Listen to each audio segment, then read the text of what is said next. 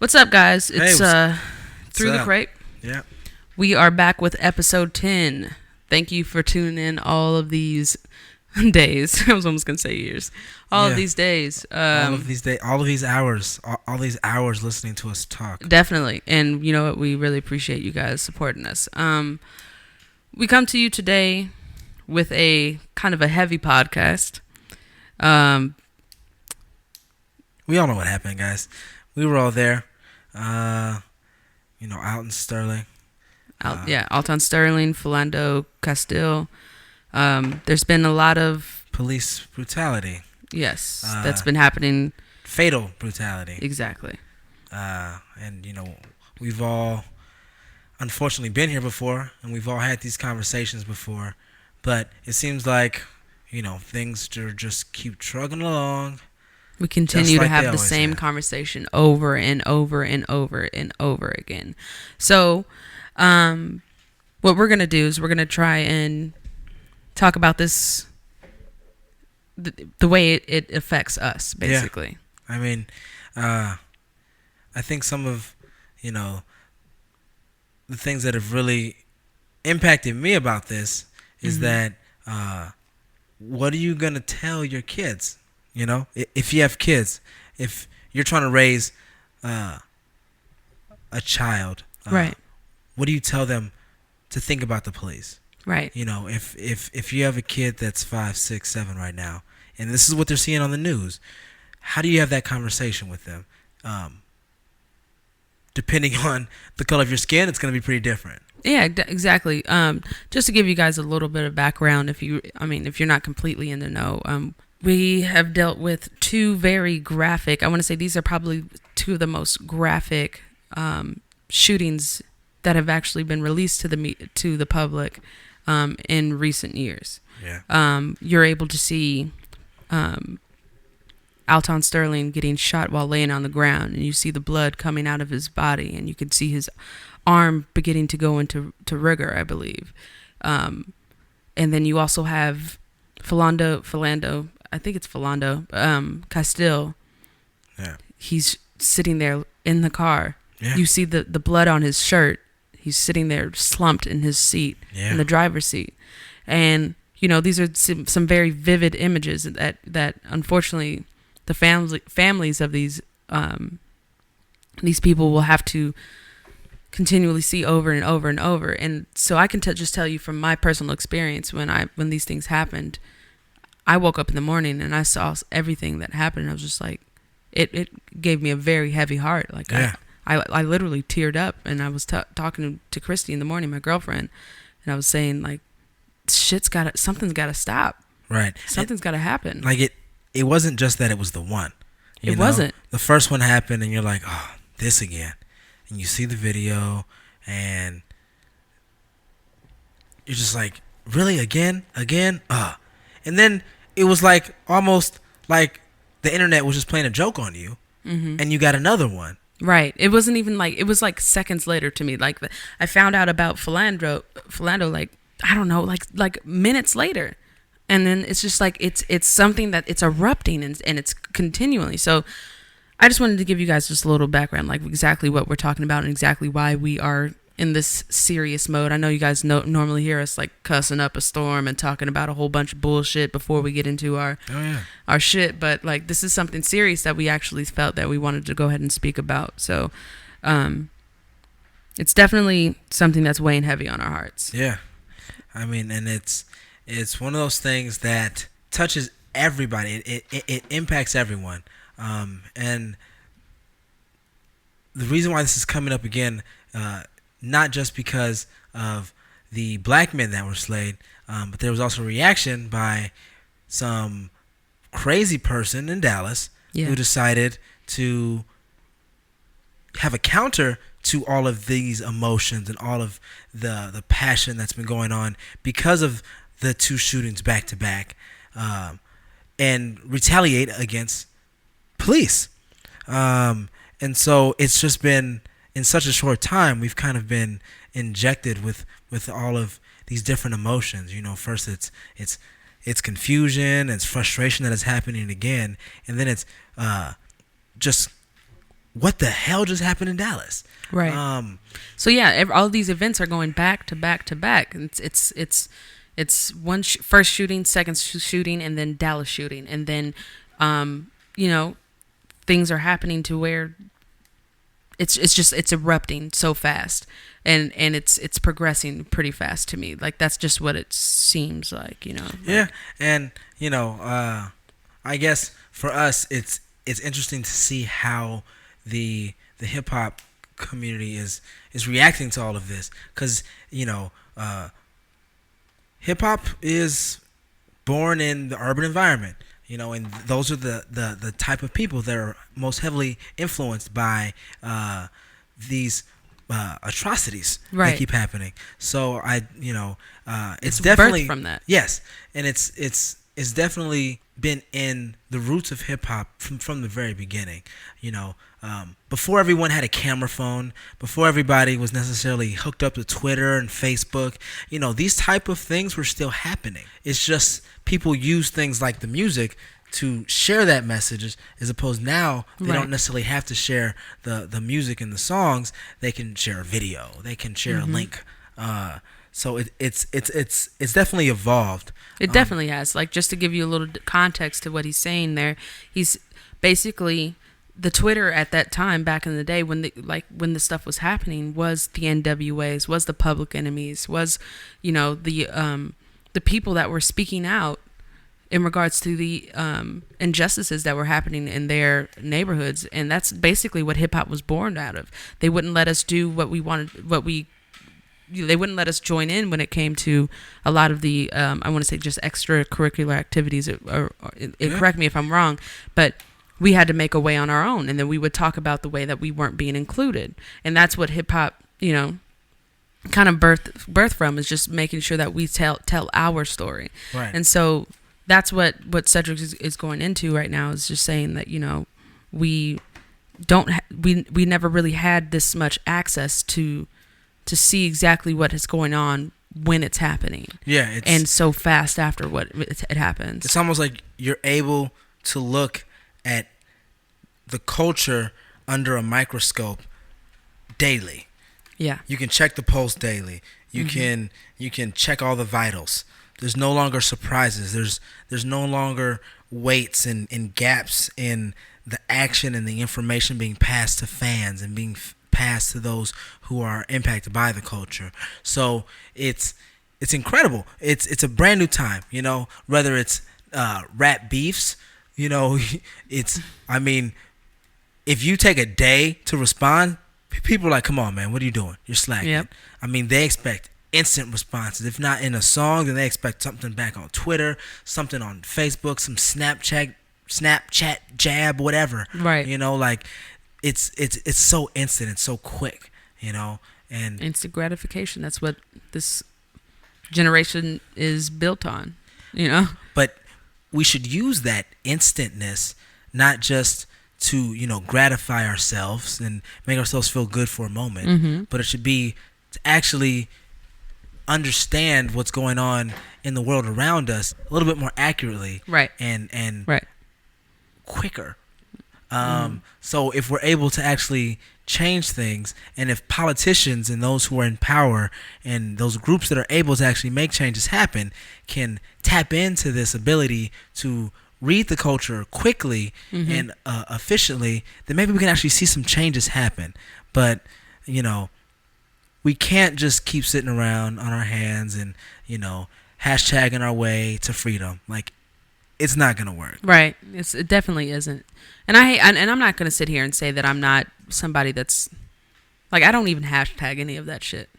Like, the only stuff I do is because of this podcast. Right. You know, like, if I see something, I put it out there. But, like, I don't even feel right hashtagging an Alton Sterling or a Philando Crash, because, like, it's a person. Like, this is something way deeper than a fucking hashtag, nigga. Like, For sure. We're talking about a hashtag right now. Right. Like, what are we doing to make something of this, like, to make sure that this doesn't happen again? And I don't know, I'm going on tangents right now, but you know, it's just like, it it gets you emotional, you It know. gets under your skin. It does. Like being, people of color in this fucking country, like. But it's crazy because in the culture you feel like you are powerless, and Right. and at some point in time you have to realize it's worked. That was the whole point. It was to make you feel like you were powerless. Yeah, American culture, just to clarify that, right? Right. Well, I'm talking about how hip hop culture feels like it's powerless against the whole establishment, right? Right. So, it's very. I'm hopeful that moments like this will allow us as a community, as a culture, to come together to actually impact change. Right. But real change, you know. But I feel like, awareness and getting people excited and using the energy that we have to keep people active in it. Right. Excited and informed. Right. Is better than nothing. Right. So I'm always excited when artists try to use a moment to make a point. It can't be done cheesy. Yeah, it does.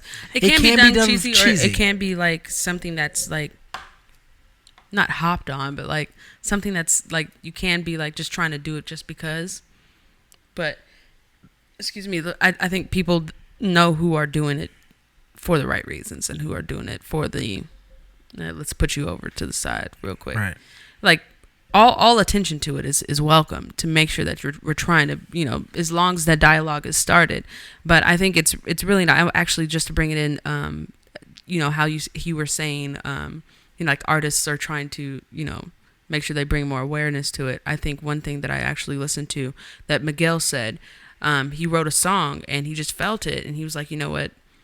I wrote this song and I put it out right away because I couldn't sleep. I was thinking about it. I couldn't sleep. I couldn't do anything. So I just put it out right away. It's on SoundCloud. It's out right now. And he was just like, these are the things like us as artists we need to do, because we're the ones that are giving the voice. We're the ones that are giving this talent and this gift to speak to multiple people. Like, that's why music's the universal language. And so he's saying, like this is what Nina Simone was saying. And Nina Simone, if you think about Nina Simone, she was active in this shit. Yes. I mean, strange fruit, like all of that stuff that she was, women. You know what I'm saying? Like a lot of stuff that she sang about had to do with what was going on during her time. And that was her voice. That was her way of acting out. So I really do appreciate the artists that are actually using their voice to actually say something about this. For sure. I mean, Jay-Z put out a song, Spiritual. I think says a lot, but says a lot in a very interesting way. Mm-hmm. He's kind of coming from a really real place in the song, where in a lot of his other songs he's been talking about money, how awesome his life is, really braggadocious kind of stuff. Mm-hmm. But in this one, he was really getting to the nitty gritty of what it's like to be a black person, a black young male, inside of America, and just kind of drawing a contrast to the other side. And so I enjoyed the song in the way that you can enjoy something that is talking about something that's so sad. Right. Did you hear it? What'd you think? Yeah, I definitely heard it, and I thought that he did a really good job at basically taking what we're experiencing right now and putting it into song. That intro says it all. I mean, it goes and it says, now the works of the flesh are manifest, meaning the things that are in the sinful nature, they always come to the surface. That line right there. The things that are in the sinful nature, they always come to surface. And when they come to surface as demons. So like to me, I thought that really resonated with me. Like it's just like, the sinful things in nature are going to come, like it's going to happen. Like your karmas are going to come to you. And so I think that's what he's trying to just preface this with. He's trying to say like, I guess that's a reference to the Bible too, but whatever. Sorry, I'm not a very religious person. But like to me, when I hear that, what I first interpreted it as is just like, you know, we understand that these sinful things are happening to our people. These things that are happening, karma is going to come back around. You are not going to. You will be held accountable for what you're doing, and that's it. I understand that this stuff has been going on for years and stuff like that, but like, it just sounds like hope to me. Huh. Kind of. See, but when because that's when very interesting. Yeah. you know, And that's why I was really excited about this song after I heard it a few times, because it was deep. And when I say deep, I mean there's many layers to it. There's many different ways that you can think about it. So whenever you have a line in a song, or when you have a concept in a song, and 10 people hear it, and 10 people can get 10 different things from it. yeah, I don't think that takes away from the song at all. If anything, I think that adds to it and says, you know what? He may not have intended any of those 10 things. It may have been something else. But the fact that he was able to put it together that way, to have people talking about it and debating about it, and, you know, means that you did a very good job. yeah, he definitely. Yeah, that I get what you're saying. Like, you did a good job putting together a song, because there can be multiple different meanings. And the reason why I said that there's hope here, and I don't want you to think that I like the fact that the demons that come to surface means hope. Like, the thing that I like, once everything's out on the table, that means that something's gonna get resolved. You know what I'm saying? That's where the hope comes from. When I think about it, like, I know a lot of people. Okay. Maybe I'm taking it a step further than I mean, you know what I'm saying. You're hopeful, man. I guess old school Obama got to your ass. Oh, shut up! Like, I guess I'm very positive when it comes to shit like that. Like, I'm gonna keep drilling at the problem until I get a solution. Okay. And so that's what that sounds like to a optimistic person. Okay. But I also see the other side of it. Like, I get where, but if you want to go into it, I mean, I'm totally a pessimist on this one. But I see this as a way of talking more about the culture we have here in America. Right.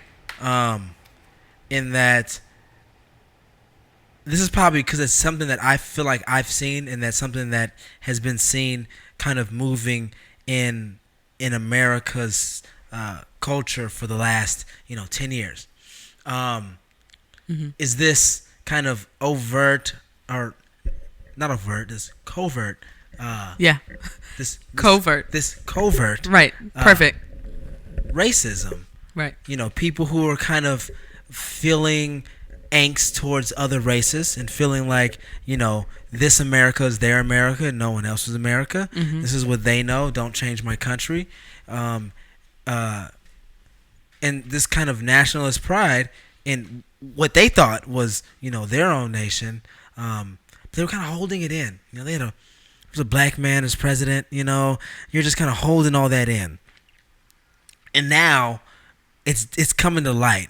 And I'm not even including necessarily all of these shootings and things that have been going on. Right. But even with, people like Donald Trump saying some of the things that he said, coming into the limelight. I mean, this guy is the nominee for the Republican Party. Right. And some of the things that he's said, some of the stories that he's told, some of the promises that he's made have, in my opinion, brought to light that there is a large group of people in this country who agree with him. The majority of the Republican Party agrees with him. And he's spewing a lot of these demons that are coming to the surface. And so now we're seeing all of these things manifest and come to the surface. And these feelings and emotions that are been rooted are coming to the surface and manifesting, and we're seeing it in front of our eyes. I like that. I like that a lot. That's what I feel about. Yeah, no, like, I like that interpretation. That actually makes a lot of sense. I guess my optimism has clouded me. But I'm just kidding. No, I love the idea of hope. The idea that, once the demons come out, then we know the demons. It's up in front. It's known. We see it. It's right there. So now we know what to attack and we can take it out. So man, I freaking pray we got some badass angels out there. Mm-hmm, exactly. And then, like, one other thing I wanted to talk about when it comes to this song, he goes, "No, I'm not poison. No, I'm not poison." And like that, just to me was like, it spoke to me like where. And this isn't even like on no like rap genius shit. Like I was just thinking about it, like I'm not poison to you. Like back in the day, they had. I was looking things up, and now I was listening to like interviews and stuff like that. Back in the day, they had something that was like called niggerology, to where they would try to, say that, like, you know, black people, they have smaller brains, or they don't have like the same type of, you know what I'm saying, like the missing link. Exactly. Evolution, Darwinism, all that stuff, right? So they were trying to say stuff like that in regards to African Americans. And so when I hear this, "No, I'm not poison," it's like we have to reintroduce the fact that we're humans all the fucking time. We're treated like animals. Yes. "No, I'm not poison. No, I'm not an animal. I am just like you. I am just like you." And that's exactly what, like, as soon as I heard that, I was like, that's exactly what he's saying. Like, I'm not this sub species of yours. Yeah. I'm just like you. And this coming from Jay-Z, the person that has been able to reach, that came from where we're from, and has been able to get into those rooms where real niggas aren't allowed. Yes. You know what I'm saying? Like, he's been able to get to that point. So it's like, yeah, I'm not poison. I'm the same motherfucker. You know what I'm saying? Like, I'm the same person as you. I can do everything that you do, and probably better. Yeah. It's interesting that you go back to that, because I think it's crazy. I was over at my buddy Eric's house. He made me sit down and watch the first episode of Roots. Oh, damn. I forgot about that. He wanted us to watch that. Go ahead. Yeah. And it's like, it's kind of interesting that Roots has kind of made a rebirth now in 2016 when all this crazy shit is happening.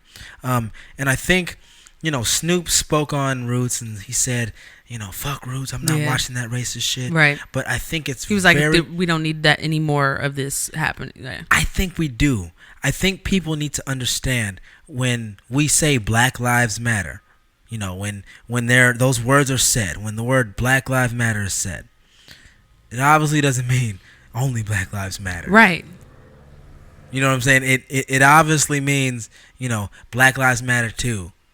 Right. And if I have to specify that to you, then you don't get the point. Right. So sometimes people might forget, like, what happened, like where black people came from in this country. Like, you really need to understand what happened and where it came from, and the mentality that was not just in the brains of the black people that came over, but the mentality that was raised and bred into the other side for generations and generations. Yep. They were told and taught and raised to think that black people were property and less than humans.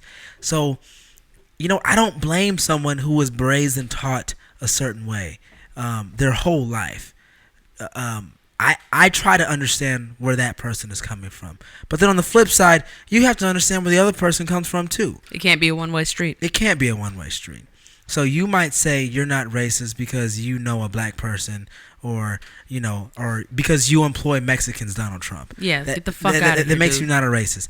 If anything, that shows the exact same privilege that I was just talking about was being raised for generations and generations, just not understanding what's going on. So what I propose is that we all just try to understand each other. Definitely. And you know where we need to start? I was actually listening to this interview by Jane Elliott, and she actually had a really good point. If you don't know who Jane Elliott is, she is basically a teacher, and she also is an anti-racism activist. So she is actually hired by corporate companies. She's hired by a lot of other places. She's hired to basically do what Hitler did. show the majority what the minority feels. So what she did was when I say what Hitler did is take and gentrify, or not gentrify. What's the word I'm looking for? Basically, make the majority feel less than what they are. So you know how Hitler came and he's like, no, you have blue eyes, you have brown eyes, or whatever. Like we gotta get rid of that shit. I'm fucking butchering this right now, but basically she puts people into a room and she basically makes you feel ridiculous about yourself and basically shows you how your white privilege has blinded you. And she's an old white lady herself from Iowa, my nigga, like from Iowa, from the cornfield, dude. Corn fed? And you know what she said when she first experienced racism? What'd she say? She said she experienced it from her grandfather, I believe. She said he said, don't bring home any, like, basically black person. I'm paraphrasing, but don't bring a black motherfucker home. And that's hard ER. I don't know, but okay. But that's what happened. So the reason why I'm bringing up Jane Elliott is because what she said is that we, from the day we're born, we are not racist.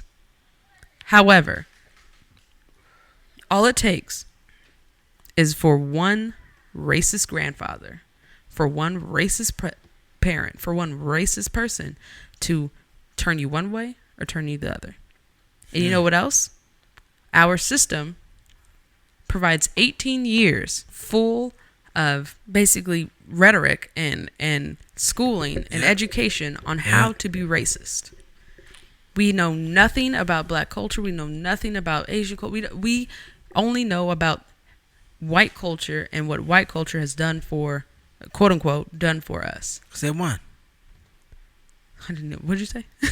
They won. They won, exactly. History is written by the winner. By the winner. Right. They did win. And that's what's happening is we are being conditioned for 18 years of our life throughout all of our schooling. No matter where you go, you are being conditioned. And that's what's happening. So what we need to do is we need to change that conditioning. Just to bring it back to hip hop. Bring it back. Black Star. Brown skin lady. You know that song? Yeah. You know when he goes, man, I'm a victim of 400 years of conditioning. Even my conditioning has been conditioned. You know what I'm saying? So, there's some truth in that motherfucker. It was from a movie. I forget what the movie is off top because I'm a little too young for that movie. Yeah. But you know what I'm saying? Like, even my conditioning has been... It's crazy. I just have to laugh at the fact that how crazy all this shit is. We are conditioned, and I'm a biracial human being. My mother is white. My father is dark. I've seen him. I've seen it. I've seen him. I've seen it with my eyes. My own two eyes. My own 2 eyes, I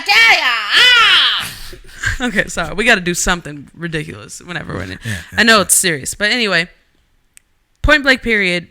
Something's got to change. Yeah. And let's just bring it back to hip hop because we're going on tangents here, and I know, but it's good to have these conversations. It's good to have this discussion. Can I poke fun at Jay-Z real fast? Yeah, let's poke fun. So in this song that we were talking about in spiritual, this man said, "Sick of hiding in holes and behind hyperbole." Oh, hyperbole. So, does anyone speak English? I know there's 400 years of conditioning that's been conditioned, Jay-Z, but you make enough money to be educated enough to know the difference between a hyperbole and a hyperbole. I know what you meant, but what you said was not a word. That's all. I mean, that really freaking pissed me off. Lupe's done that too. It's fine. I don't like it. You don't like when people I don't like a grown man. To make sure that they rhyme within their. You don't approve of that. I don't. Because Lupe did pass pert. Yeah. He said pass pert. Yeah. You didn't like that? I'm sure you said it plenty of times. Being on pass pert, yeah, of course. Because I've heard someone probably. I would more likely hear someone say pass pert Yeah, man, I got So my pass it's because see, it sounds so kind the of fact- funny and stupid. No. Let me say. So the fact that he said he said hyperbole instead of hyperbole. The fact that hyperbole sounds way stupider than passport, because hyperbole has a better what I don't understand. What was the point of the song that Lupe was rapping when he said that? What was the song?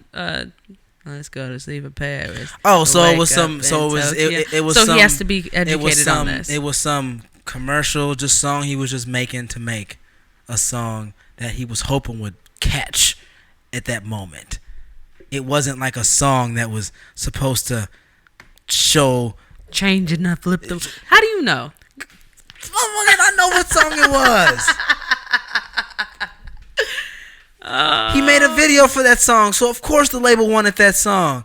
Of course they were mispronounced some songs. Well, that's some songs or some words. Some song lyrics. Let's go to sleep in Paris and wake up in Tokyo. Yeah, it's whatever, dude. But this was not one of those songs, Jay-Z. This was not one of those songs where it was okay. Okay, we'll get it. Hyperbole. I get it. God, I understand. It'd have been way cooler if you'd found a way to rhyme hyperbole with something. Yeah, well, he didn't have the time.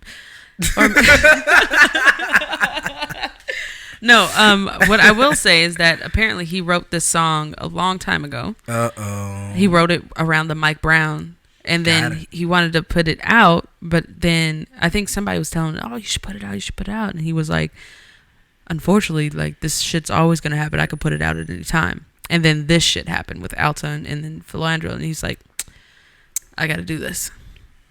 Yeah, Punch. Oh, it was a TDE thing. Punch said he should drop it when Mike Brown died, and he told him this issue will always be relevant. And he's hurt that he knew that, his death wouldn't be the last. So that's what happened there. So yeah, he had time to rewrite it. Yeah, he did have time. He had time to fix that. Mm-hmm. Hyperbole. Oh my God! Stop. Okay, you're gonna turn this somewhere else. Anyway.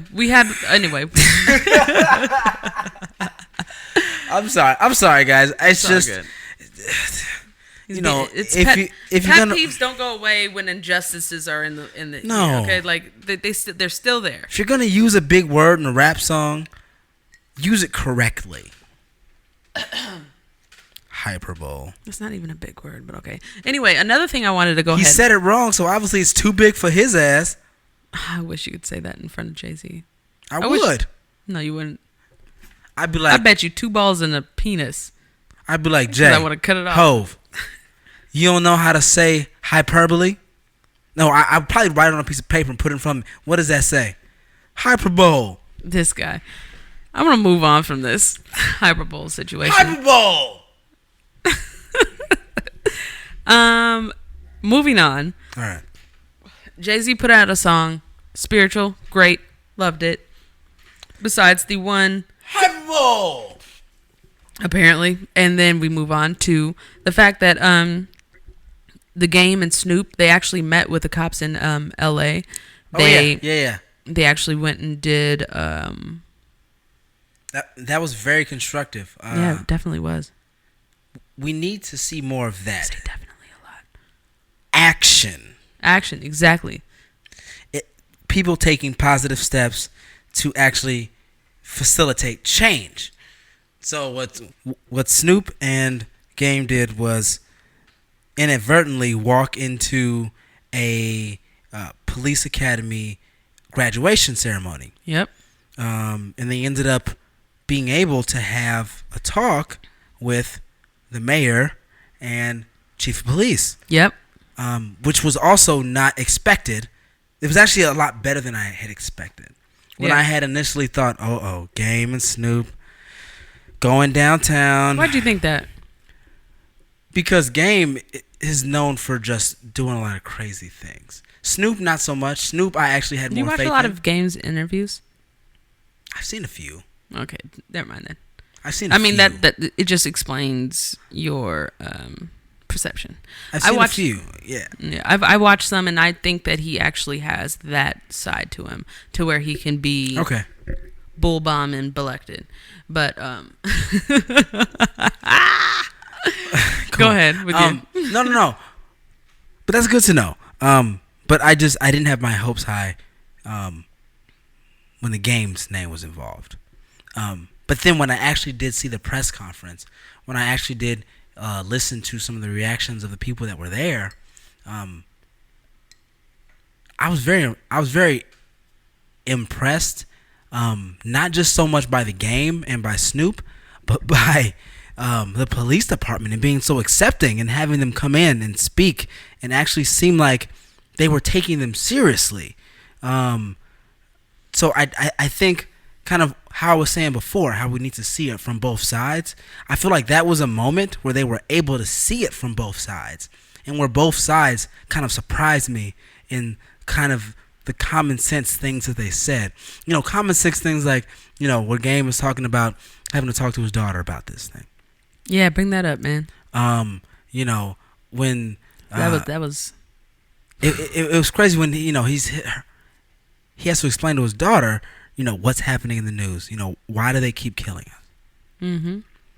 And it was a very real moment. Yeah. And I was able to see Game for not the rapper, you know, not for this I don't know, man. What else does Game do besides rap? Just like go out and give fans money for no reason, you know, like yeah. You know,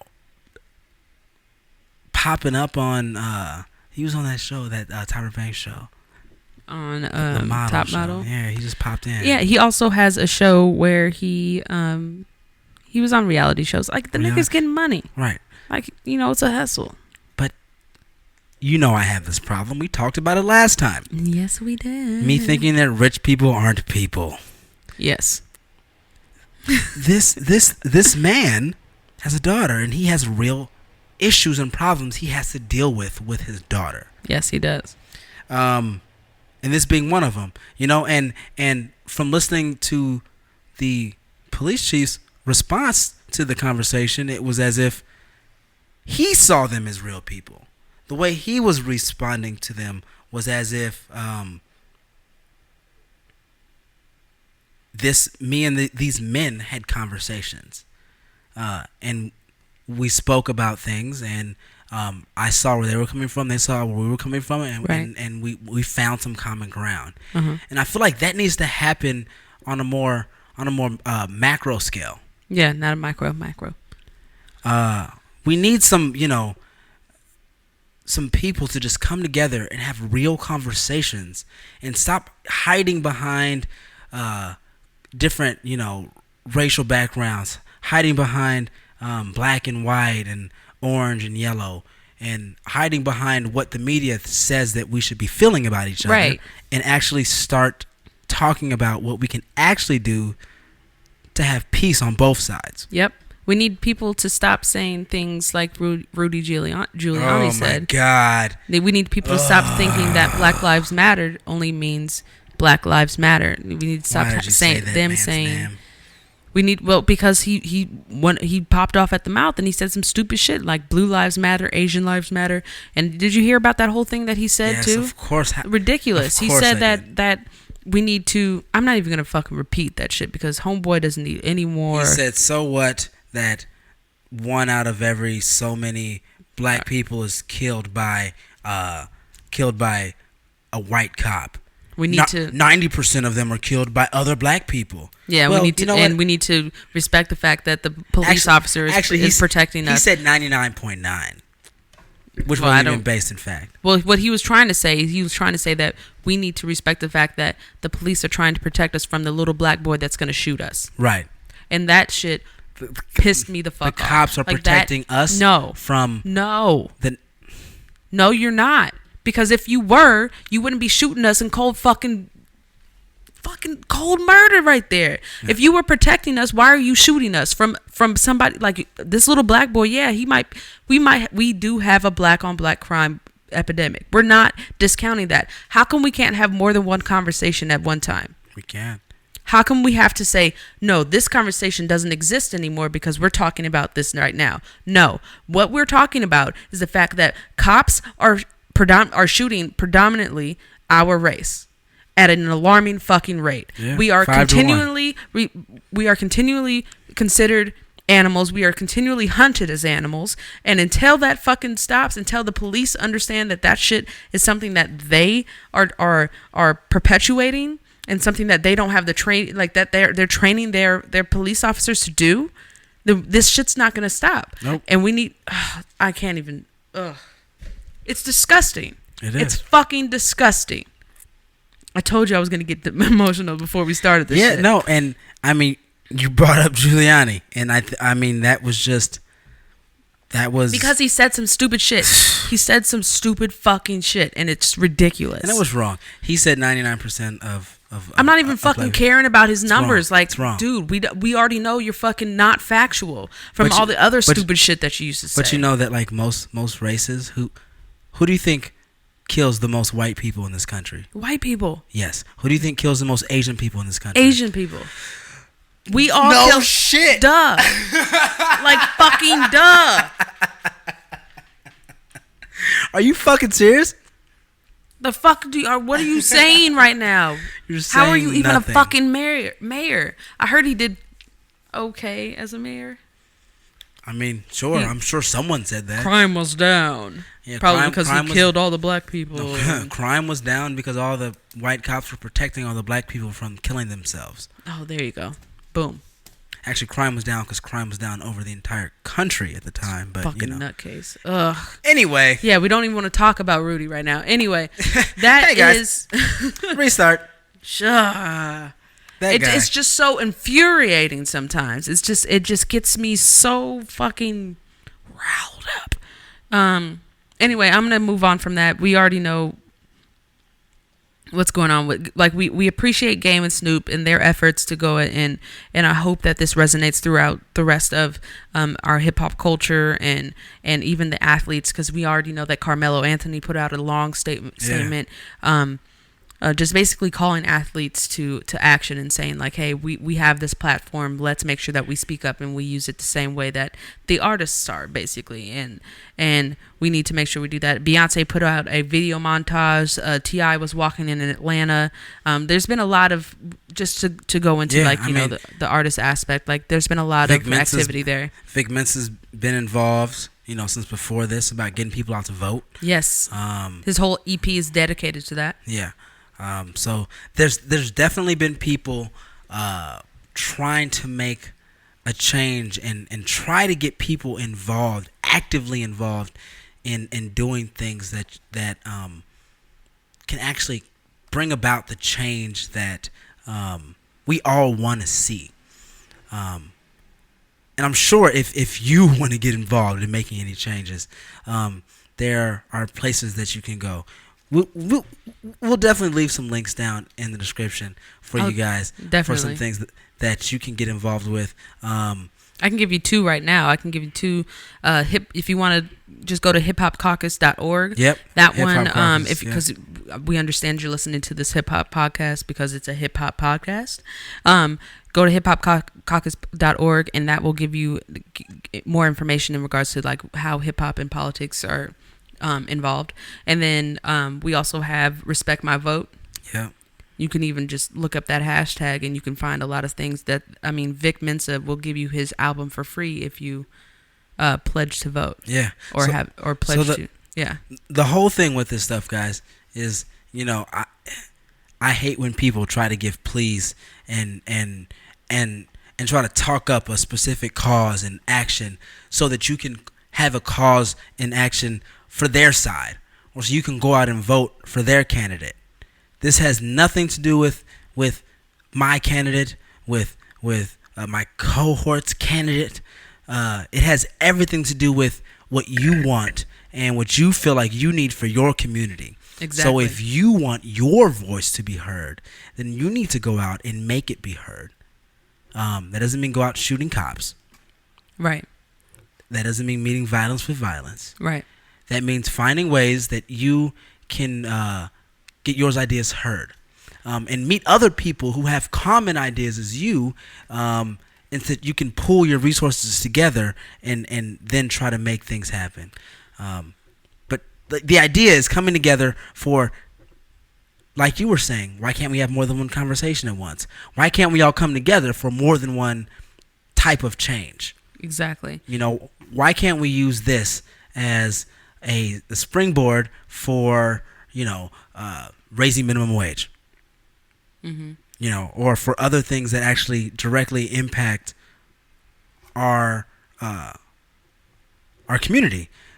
So you got to think big, guys. And it, starts with the smallest thing. And that's what I was going to say, is actually getting involved in your community right now. Like, I just recently registered to vote within Illinois because I don't and you know what I'm saying? I recently got my Illinois license. I've been here 2 years, but you know what? Better late than never. But starting with your community, the places where you can see the most change, like just going back to what Cedric said, is that we're not here to make sure that you vote for a particular party. We're not here to make sure you vote for a particular candidate. We're here to make sure that you actually look into the place where you can make the most change is within your community. Your congressman, your mayor, your alderman. Here in Chicago, we have aldermen. Yes, exactly. So like all of that information, all of that, those people, and all of that. I don't know. I'm losing my words right now, but you might have city council reps. City council rep, like all of that stuff is you can directly affect. You if all you have to do is get inspired. All you have to do is just get involved, get Google inspired and involved. Google is your you already Google all of this other shit when it comes to like Rich Homie Quan fucking up lyrics at the Hip Hop Honor Awards. You know what I'm saying? The motherfucker got on a Coogee sweater, thinks it's all good. Oh the Coogee sweater will bring the lyrics to me. And it didn't, motherfucker. But that's what I'm saying is that you can't like just wear Tim's and a Coogee sweater and think you Biggie. Exactly. You can't do that. You can't just wear a dashiki and think you Muhammad Ali. Exactly. And you guys love how I put that little jab in there, right? They're like, anyway. But like that's all I'm saying is that you can actually affect what's going on in your community and make sure that spreads throughout, because it always starts with where you are at home. Yeah. So. And where you are is where you spend most of your time. Mm-hmm. And that's where you'll know the most. That's where you'll know exactly what you need. Like, you know what? I always see this one dip in the road that I hate, and I always go over it, and I always have to get my tires fixed after that dip in the road. You can go and you can write somebody, you can vote for somebody that will actually make sure that dip in the road gets fixed, and so on. And it's a ripple effect. You have to make sure that you understand exactly what's going on. And that's the thing, guys. You need to understand what's going on. You need information. You need facts. You need to know who's in charge of making the decisions that are most important for you. And we are very fortunate to live in a time where that information is literally as close as a slowpoke is. Pokemon Go. It's right in your fingertips. I got one. Sorry. Go ahead. But yeah, it's right at your fingertips, guys. It literally is. So use that power. They don't want you to know. They don't want you to know you have this power. Mm-hmm. They don't want you to know that if you look up your local rep or local congressman and they vote for some bullshit, you know what? You can vote them out next year. Yep. Major key alert. You can do that. So understand you have that power, and also understand, oh man, this is getting kind of political, but it's going to happen. Yeah. So I'm sure you guys have also heard about the UK leaving the Eurozone. And so with that happening... Yo, I kind of just heard about that today. Tell me about it, yo. And so if you understand, we had this thing called the EU. It was the European Union, where a bunch of European countries got together, sort of like the United States of America got together.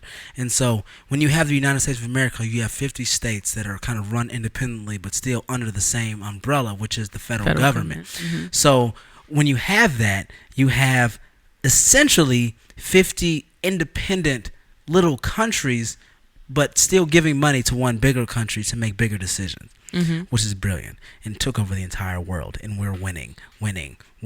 However, the UK tried to come back, with the EU, where the separate countries tried to come together and create a similar union.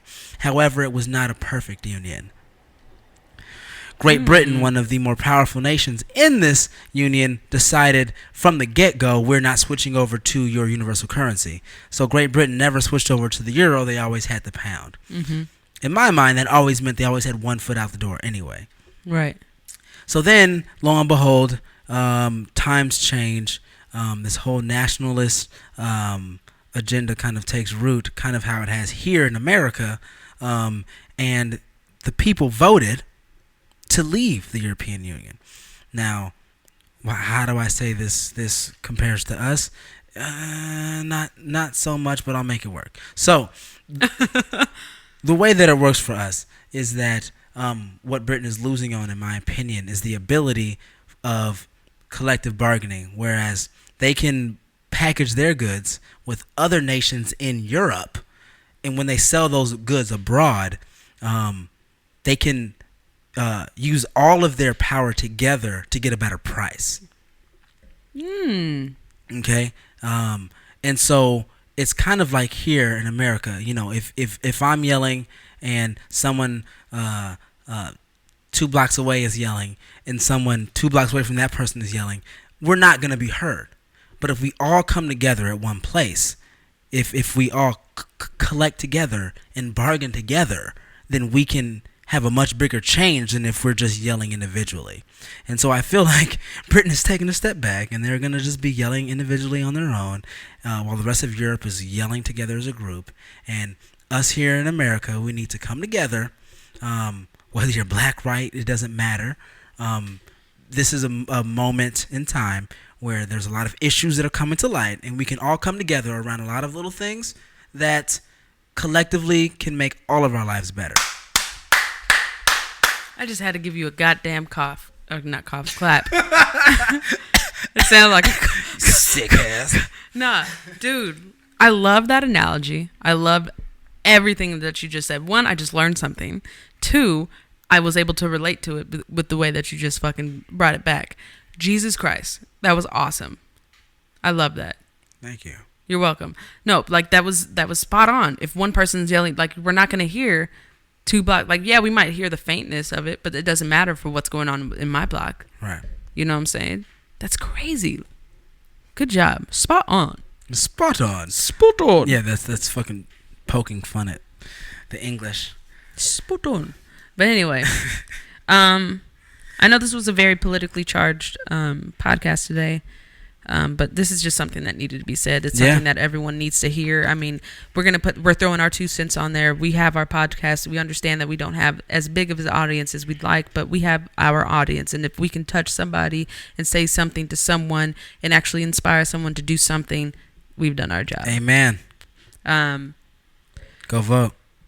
Seriously. Just do it. And you know what kind of sort of hurt my heart to hear, but I still love him. Yeah. Schoolboy Q said he doesn't want to vote. It hurt my heart. He said. Did he explain why? He said that shit don't matter to me. All I care about is my homies and what's going on with my family, like my daughter, whatever. When did he say that? He said that on Hot 97. When? Date? Recently.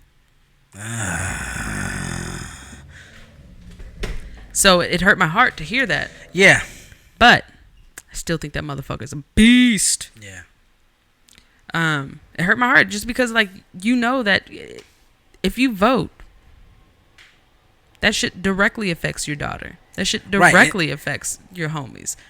And when you're rich, it actually affects you a lot. Yeah. I feel like he said it on Hot 97. You can hear like they didn't want to go into it too. Like you can hear like Ebro and Rosenberg. They were like, we got to leave that alone. Like don't even want to. Schoolboy is in his own little, you know, like but when you're a product of that environment, sometimes like I don't even want to give him the excuse of that, but like it just hurt my heart to hear that. I was just like, dude, you have a daughter, man, because he has a daughter. You know, how many Snoop references does he make? You know, yeah. And Snoop is standing up doing this stuff, so he's making a choice to not be involved, Which, you know what? I can't judge the man based on his own choice. We have to respect the choice. I have to, because I'm not in his shoes and I'm not living his life. But I don't understand how a man with a daughter could not see the importance of voting. So Yeah. I don't understand it. Yeah. I don't get it. But on a lighter note, I will say kudos to you, Schoolboy Q, because you had one amazing album. Yeah, it was pretty damn good. I liked it a lot. It was pretty damn good. Pretty damn good. Should we well, we got 3 minutes until we make it an hour. We'll talk about it next time. Next time on WAND Wand. The hell? Totally just made that up. Dude, I think we're good. Any final words to the people? Final words. Vote. Yeah. I'm just kidding. Vote. No. Yeah. Yeah. No, because you kept saying, Nah, like, vote. Make sure your voice is heard. Keep the dialogue going. Keep talking to people about this shit. You know? Yeah. That's all I can say. Cool. What about you? Vote. All right, so you're saying the same thing I said. Stay aware. Yeah. Stay Read. woke. Stay woke. I see you, Jesse Williams. Anyway, yeah, guys, thanks for listening. thank you for listening. Again, we are online. We have our own website. Website is throughthecrate.com. .com. That easy. That is THROUGHTHECRATE.com. We are also on SoundCloud. You can search us if you search Through the Crate. Yes. You will find us on SoundCloud. We're also on Instagram at Through the Crate on Instagram. Yes. On Twitter at Through the Crate on Twitter. Everything is at Through the Crate. Please follow us. Please support. Show us your love. And we out this bitch. Deuces. See ya.